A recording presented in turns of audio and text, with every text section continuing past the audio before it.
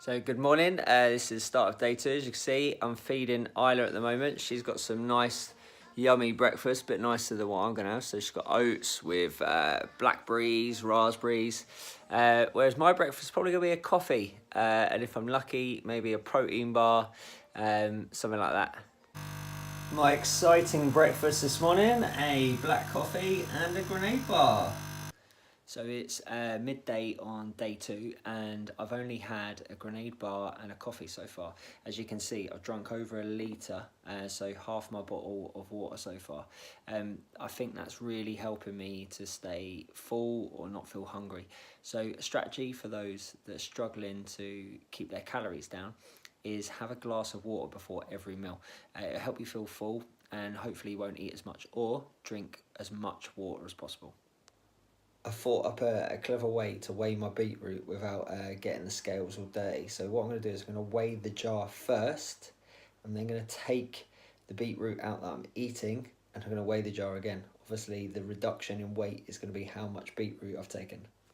So here we have it, 3 of my egg muffins, 5 cherry tomatoes, 40 grams of beetroot, 40 grams of cucumber, a whole sweet gem lettuce, and I think, oh sorry, my tin of mackerel. So pretty high protein, quite a lot of volume, as you can see a whole plate's full, and that should be pretty low cal. I'll let you know how much it is, or you can go and add me on MyFitnessPal and take a look at what I'm eating. So that whole plate of food was 600 calories. So for those 3 egg muffins and for the salad, which I'm still eating by the way, apologies, and had 60 grams of protein. So as I talked about on day 1, protein is really, really good for suppressing our appetite. It helps increase hormones that suppress appetite.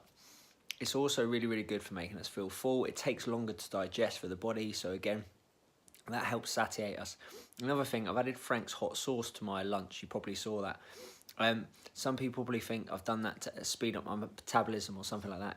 That's not the case. It doesn't increase your metabolism significantly or make any differences to that. However, there is research show that adding spice or eating spicy food can suppress appetite. So that might be a strategy you want to try. On your video. So I just arrived at my nan's for lunch, so feeding Isla here, and my nan is absolutely killing me. So I'm having, my sister's modelling my new t-shirt.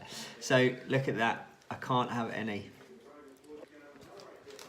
So it's day 2, and as you can see my weight is 79 kilos. Body fat mass is 8.3, skeletal mass is 40.8. But if you actually look, if you go down to when I did my scan in the middle of November, I've gained just over 1 kilo in weight, and most of that being body fat. So as you can see, my body fat percentage has gone from 9% up to 10.5.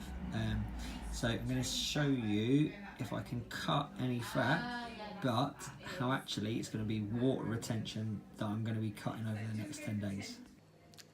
So I'm going to finish day 2's recording here. So far I've only had about 1200 calories, and I've ate quite a bit to be fair. If you go to MyFitnessPal and add me, remember I'm Adam_MetaStrongUK, you can have a look at just at what I've eaten all today. So as I'm only at 1200 calories and only about 90 grams of protein, when I get home I'm going to mix up some Greek yogurt with a couple of scoops of protein powder and maybe some nuts to add some calories to that meal, and that should put me closer to that kind of 2000 calorie mark. So as you saw from my InBody scan, I'm already at like 10% body fat anyway, so I'm not really going to try and lose more fat. I just want to try and lose that water retention to try and look a little bit leaner. So with that in mind, I need to increase my calorie intake substantially over the next 10 days.